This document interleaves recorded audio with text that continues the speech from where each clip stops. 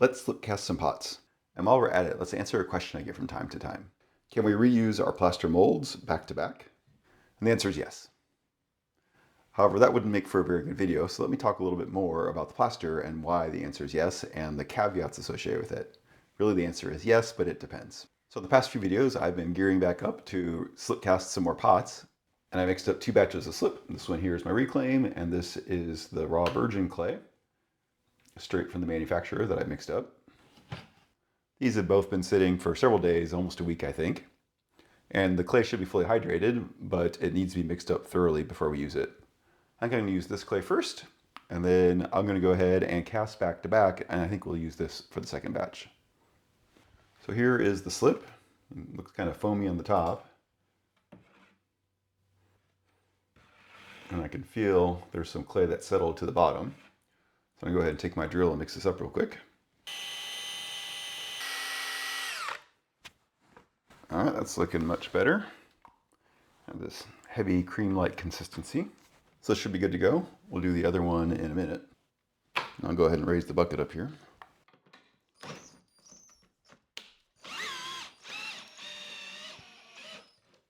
That's basically all the prep work we need to do to get ready to slip cast. But before I do that, let me talk a little bit about the plaster molds. So first, why do we use plaster molds? Plaster has a couple of properties that are advantageous for us. One is that we can mix it up as liquid and pour it into our molds to make our molds. That means we can get the shape that we want. That's really what my Shapecast software is all about, letting you easily create those so you can 3D print them to make your forms. And then the plaster also then captures the surface finish, so we wind up with a relatively smooth face. But beyond that, the plaster itself has a special structure, and that's one of the key properties. Plaster is actually a crystal, and there's a bunch of little pores inside of the plaster that help absorb the water. It may not look like it, but this and this are very similar. The plaster is basically acting as a sponge. There's a bunch of tiny little holes inside the plaster, just like in this sponge, that give the water a place to go. So when you pour in the liquid slip, what's going to happen is the water is going to want to migrate out into the plaster. So I went digging and I found this paper here, Observing Microstructure Evolution During Plaster Hydration. My background is in science, but I don't know anything about this science, so this is really just kind of reasoning from first principles and understanding how science works. So this was published in the Journal for the Basic Principles of Diffusion Theory, Experimental and Application, which I know nothing about. However, I do know this university here, the University of Cambridge in the UK. It's been around longer than the United States has. It's a very good university. So a lot of science is actually based upon reputation, believe it or not, and the reputation of the university that you're in and where you publish actually matters a fair bit. Not necessarily directly, but they're indirect signals. So while I don't know this journal, I do suspect that if it's coming from Cambridge, that the quality of the work's probably pretty good. And we don't really care about the results of the paper, but I was flipping through it, and I found this, which is a picture of the plaster structure. So if we were to break off the plaster and zoom way in, we would expect to see something like this. This is a scanning electron microscope image of plaster, and I went ahead and printed that up. So these are actually the plaster crystals that grow, and they were looking at a couple different plaster types. Apparently there's different plaster types, but you can see there's these long kind of needle-like crystals that when the plaster hydrates and sets grow, and these are a little bit more distinct, these are a little bit more clumpy, but either way there's a bunch of holes in here. So the nature of it being a sponge is different than this sponge here, but you can see there's a bunch of cavities in there. And that's one of the keys we're using for slip casting. It's also why, for instance, just pouring the slip inside of a 3D print doesn't work, because the PLA or the other filament is basically just acting as plastic, and there's nowhere for the water to go. So let's do this in diagram form. So imagine we have our plaster here, and it'll go around, and inside there are all the little crystals. And just as importantly, there's all the voids between them. And the voids are key. And then what we're going to do is we're going to fill this up with slip. So the slip is made of a bunch of clay particles. And these are all kind of flat platelet type structures and randomly oriented. So we pour the liquid in, and of course there's water. in the slip as well. And we're going to ignore the deflocculant. Deflocculant by weight is actually rather tiny. The water is only 30% by weight, whereas the clay is about 70% for my slip. You can go back to my last video and see how I mix my slip up. So there's some water in here, but not a lot. So as soon as we pour the liquid in, what's going to happen? Well, water wants to go from higher density to lower density. And my molds have been sitting for, I don't know, a couple weeks at this point. So they are absolutely dry. So there's basically zero or approximately zero water in here. Really, it's just kind of the ambient air and the ambient humidity. So what's going to happen is the water, as soon as it touches this dry surface, is going to say, hey, it's crowded over here, but it's not crowded over here. And the water is going to move in to the edge. And the clay is going to kind of come along for the ride. And it can't actually get into the plaster, and it's going to get stuck on the wall. And so over time, more of that's going to happen. More of the water is going to kind of be bouncing around and say, hey, there's space over here. And the water will move into the plaster. And it does that because there's a higher density of water over here relative to where it is in the plaster. There's all these small little cavities and voids as well. So it's going to work through capillary action. It's going to suck the water into the plaster. So we're going to wind up with this gradient of more water over here tapering out to less water at the edge. And after a while, we'll finally get some water here, and then it can jump off and escape into the air. So while that's happening, the clay is going to continue to build up along the edge. And there'll be a little bit of water that evaporates off the top. And then the level of slip will go down as the water basically gets absorbed by the plaster. So we then go and dump out all of the excess slip. And we're left with all of our wet clay that's solidified hanging against the wall of the plaster, just like that. And then we have a lot of water close to the edge and less over here. And as we wait and let the clay solidify, because now there's a little bit of water here that's going to start evaporating as well. And water is going to continue to move this way into the plaster. And as the water leaves the clay will shrink a little bit, and that will let us demold the part.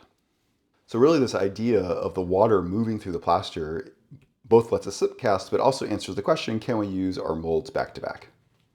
So I have my sponge here that is completely dry, and I have my water here. And if I just barely touch the sponge to the water, of course the sponge is going to absorb a little bit of water, but the water will also make its way up into the sponge.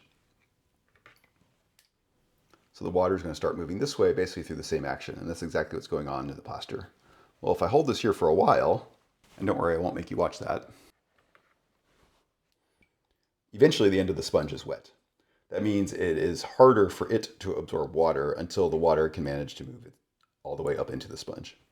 The same thing's going to happen with our plaster. It's going to absorb the water. And so if we want to go ahead and cast again, we're not starting with zero water or very, very low water. The plaster has acted like a sponge, and so there's already water in here, which means that to cast again, that water needs to go somewhere. Since my plaster mold started dry, it's actually unlikely that the water made it all the way to the outside edge, and it takes a while for the water to move over. So if we do it back to back, what's going to happen is the water will continue to go that way. So if we consider an area here, the water is going to gradually go up.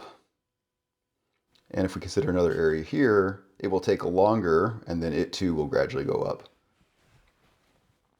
It starts at 0 because there's just no water there yet. It hasn't made it there yet. And if it were to dry, we would expect to see something similar. It would kind of decay back down like that. So if we just use it once, for instance, and let it sit overnight, we would expect the water level to have evened out across the plaster and to be relatively low. It probably wouldn't actually be 0.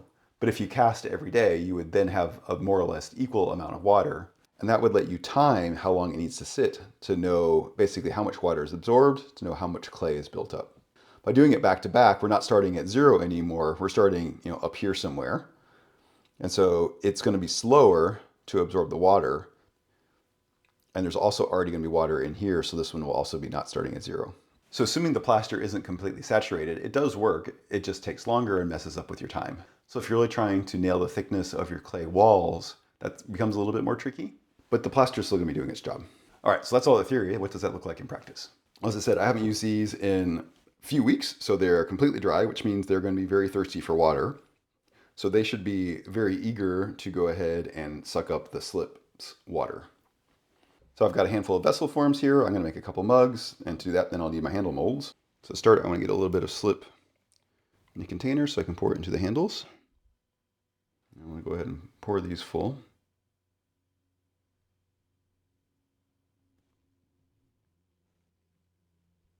And then one by one we'll just fill up all the molds.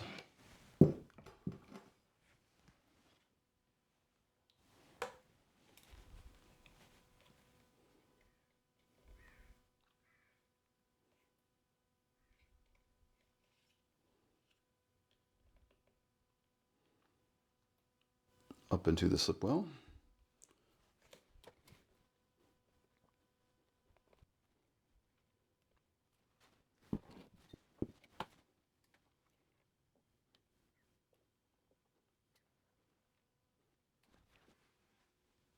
All right, there we go.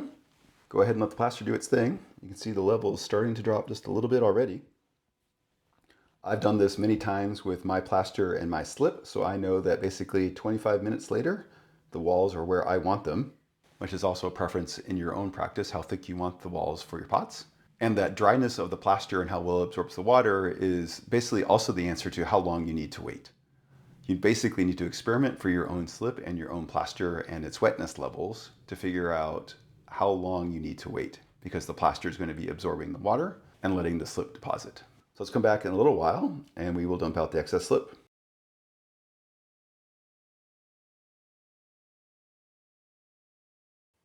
All right, you can see how much the slip has dropped down, and that's exactly what the slip well is there for, so that the level of the slip stays above the rim of the pot. And where did all that material go? Well, that is exactly the water going into the plaster. So these have been long enough, so it's time to dump out the excess slip and then flip them over and let them drain fully.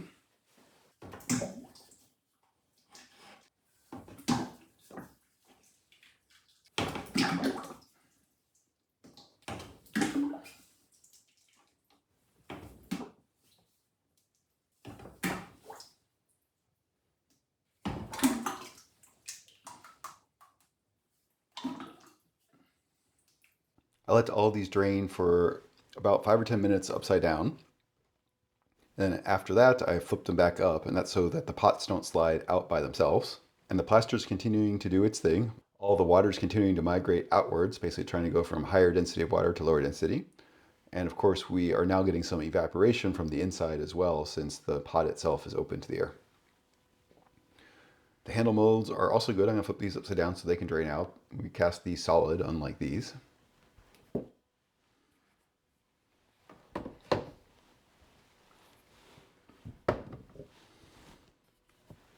And we'll go ahead and trim and demold the pots. Let's take a blade, go down at an angle until I hit the slip well shelf, the gallery, spin around, pop off the excess clay, throw this in the reclaim. Flip it over.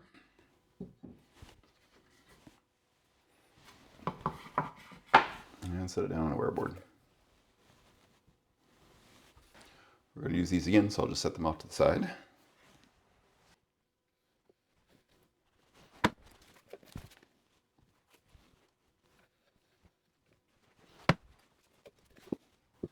Okay, here are all the vessels demolded. Now we need to do the handles. And things are going to start to get crowded because we have a lot of stuff.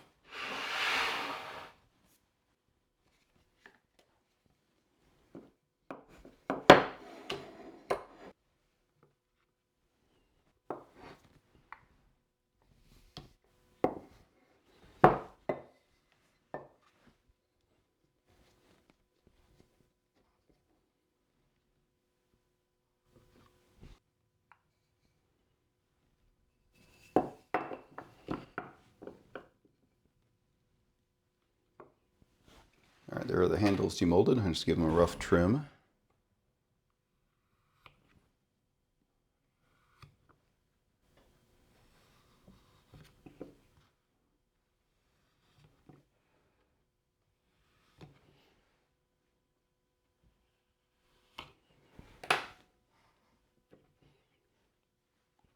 And these will go in the regular claim too. All right, so I need to attach the handles, but that'll take a little bit of time. So I think what we can do is reset and go ahead and slip cast the next round. And then while the slip there is setting, we can go ahead and attach the handles. All right, just like the regular slip, we want to start by mixing this up well.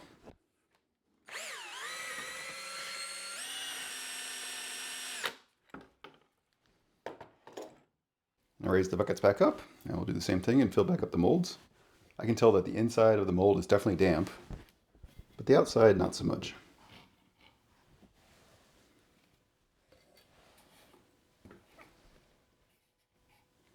And this is the exact same clay body, it just has some colorants in it. So it should act basically the same as the other.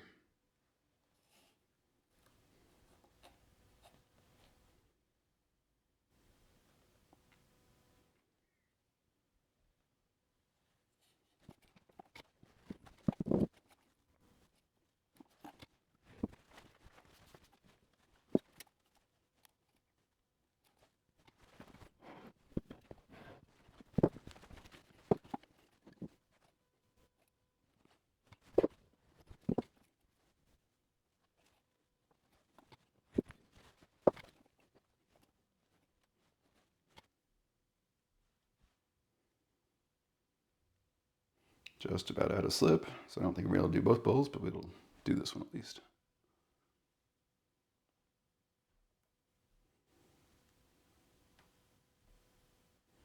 All right, there we go. So I'm gonna do the same thing and set the timer. I think I'm gonna add like 2 or 3 minutes to it, just so that it has a little bit longer, since the molds are wet. I don't do this very often, so I don't actually know how much time I need for the second casting. So that's a little bit of a guess. You just have to do it through trial and error. All right, while all those are doing their thing, let's go ahead and turn our attention back to the handles. I like to clean up the inside while I can still reach them easily, although you gotta be very careful, the clay's very soft. All right, good. Now I need to cut the curvature of the pot into the ends.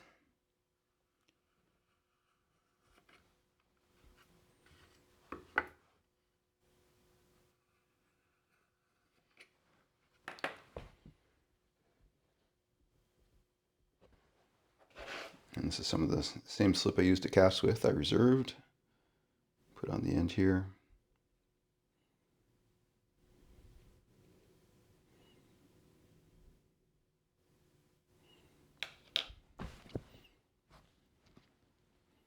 Very delicately pick up the pot.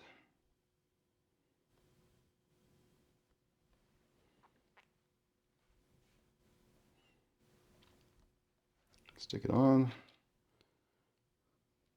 And a little bit more slip in any gap.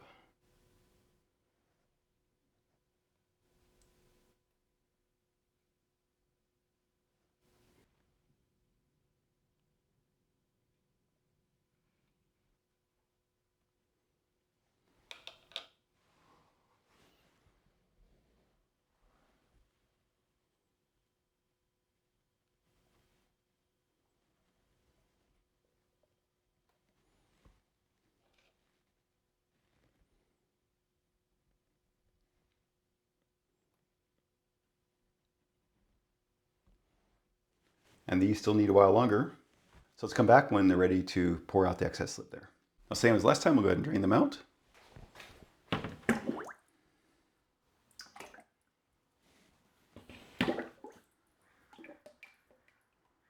just like before, I'll go ahead and let these drain for maybe 10 minutes, and then I'll flip them right back up so they don't slide out. I've had that happen a few times, so now I flip them back over.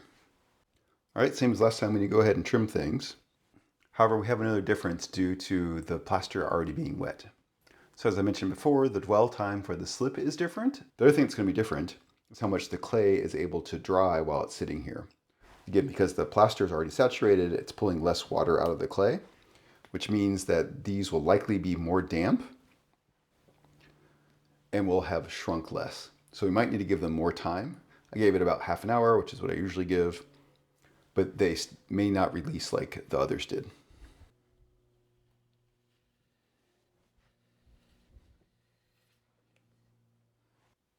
Yeah, I can already feel that it's more damp. And to me, it looks like the walls are thinner, but we'll give it a shot. No, that one's very stuck. I think they're all going to be the same way. But we'll go ahead and trim them anyways. I can feel the outside of the molds are a little bit cool now, so the water's made its out. And the trimmings on the sip well are also damp, more so than they were before.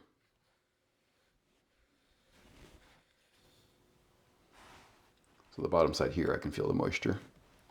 This one looks like it might have released.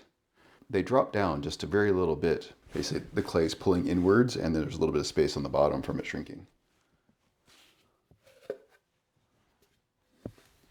Oh, this one made it. All right, great. Yeah, this one's still stuck.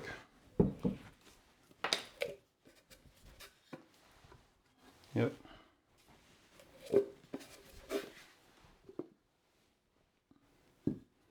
That one too. So this form's behaving more nicely.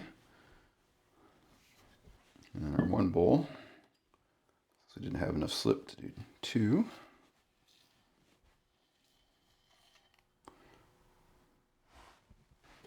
Not sure this one's going to come either. Nope. All right, so we got 3 of 4. However, the good news is that these are the ones that are going to turn into mugs, which means we can go ahead and work on the handles, and the rest we can have hang out and dry for a while longer while we're doing that.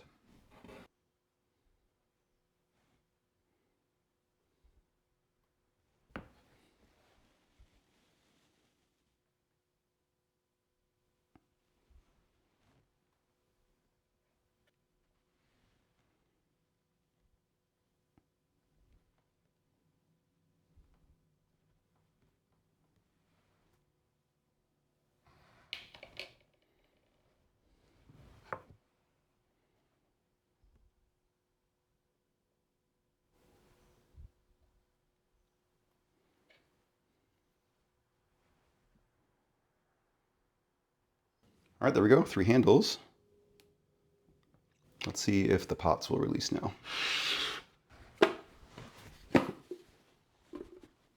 Nope. They're all looking very similar. So I'm gonna go ahead and let those sit for maybe another half an hour, and then we'll try and demold them then.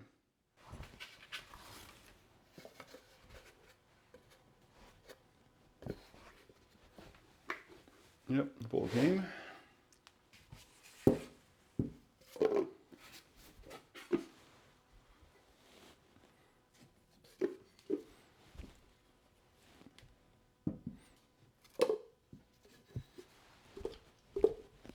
This one's stuck.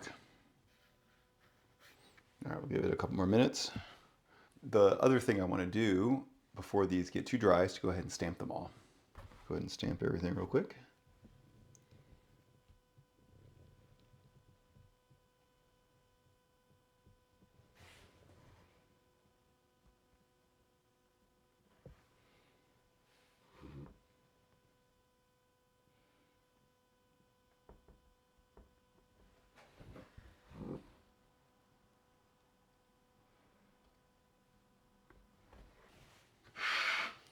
All right, let's see if we can get this last one out again.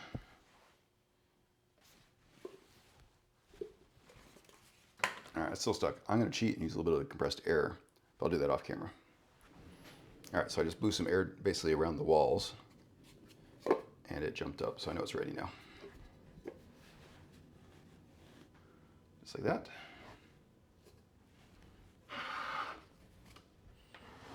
And this one's very fresh, so we gotta be careful with the stamp.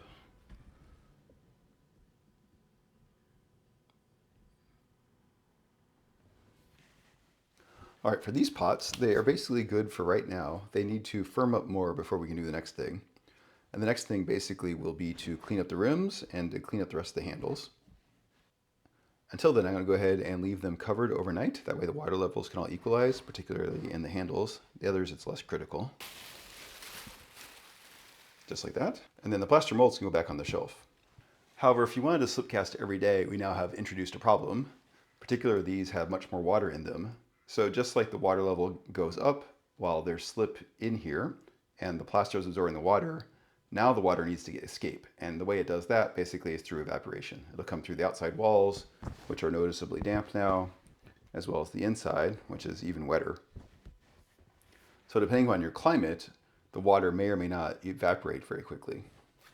If you're somewhere damp and cool, like a basement, you may not actually be able to use these molds again tomorrow. If you're somewhere hot and dry, like a high desert, then you could be good. Maybe you can even slip cast a few times a day if you spaced it out. So it really is about letting the moisture get into the ambient air. So let's check back tomorrow and we'll finish these pots, and then I'll just kind of give a rough sense of how damp these feel.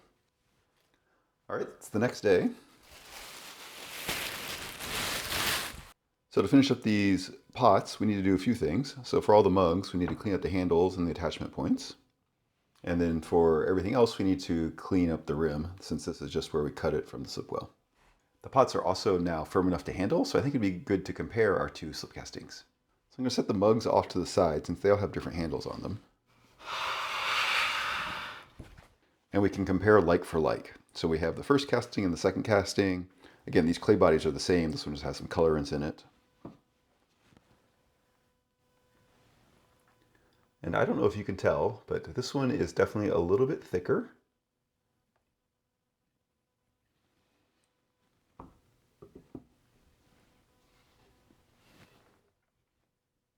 And same for this one. So we don't have exactly the same walls, which isn't too surprising. I don't do this back-to-back casting very much, but the few minutes I gave extra for the slip to sit in the molds wasn't enough to overcome the fact that the molds had already gotten wet. And we have this pair here, and yeah, this one's thinner as well. What I think I'm going to do is actually weigh these so we can see how much different they are. I think the best test would be to wait till these are completely bone dry. These weren't slip cast at exactly the same time. There was about, an hour between them. That means the first ones I did will have a chance to dry out slightly more. So they should weigh slightly less. However, the wall thicknesses, I think, on the ones I did first are thicker, so they'll weigh more. So this is a biased test, but it's biased in a direction where we are going to see the thinness of the second round show up. All right, so let's weigh these. So the first one is 327. Next one's 307. And then for the second round, we have 303 and 285. That's a big difference. So there we go, 327, 307, 285, and 303. So you can see that the ones I did second are definitely lighter, which means there's less clay in them. They do have slightly different water contents as well, but if anything, the second round has more water in it compared to the first. That's just because they've had slightly less time to dry. And we can do these as well. So 279 and 251.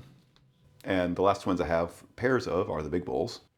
So 387 versus 351. I'll do a little bit of math and see what the percentage difference is, but clearly the ones I cast second are lighter, so there definitely is less clay. The walls are thinner in them because of casting back to back, even though the second ones did have more time. And then the other thing is the molds themselves. These are still noticeably damp. And that's true of all of them.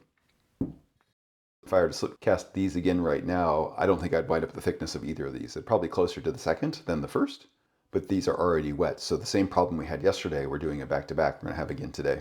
Versus if I only did one casting in each mold for a day, and then I did that every single day, that means the water levels from day to day would be consistent. It may not be starting at 0, but it'd be starting at close to the same level. You might have some seasonal variations that you have to take into account, but from day to day, you should have relatively consistent results. So that's the other kind of caveat in terms of casting them back to back. All right, let me go ahead and quickly clean these up. So for the rims, it's relatively straightforward. So what I like to do for the rims is basically take a big sponge that's been damp.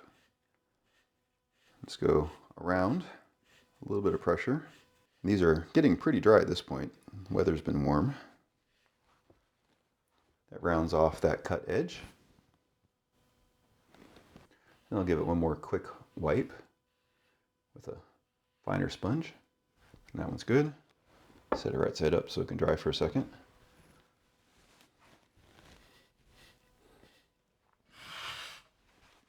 And the last thing to do is to seam the handles, and you can use whatever tools you want. Usually I'll use a blade, sometimes use a carving tool, and then some sponges to even things out.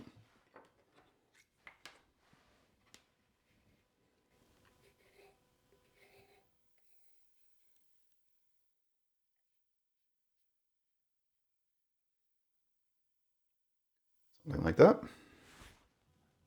So I'll go ahead and finish the rest of those off camera, and once they're bone dry, throw them in my next bisque kiln. And I just went and did the math. On average, the second slip casting was 91.5% lighter. So we're talking, 8.5% difference here. And again, these aren't bone dry, so there's still some water in here. That's not exactly how much difference there is in clay, but there is a difference. So can you slip cast back to back or twice in the same day? Yes. However, you have to be mindful of the water and remember that the plaster itself is a sponge. And while it'll suck the water out of the slip, the wetter it is, the less it can do its job. And likewise, eventually it has to put that water back into the air, and that depends upon your weather, your ambient humidity, your temperature, and all that stuff. So if you do a cycle something like once a day, you can actually get to the point where your plaster is at a known wetness, and therefore you can get a thickness of your pots that is the same from time to time. Whether that's 20 minutes of dwell time or 45 minutes of dwell time, it really depends upon your forms, your plaster, your slip, all those things. But it really comes down to consistency. You need to experiment and dial up and down the times to figure out what works for you, and then once you have that dialed in, you can use it over and over again. Hope you found that interesting. If you have any questions or comments, let me know. Thanks.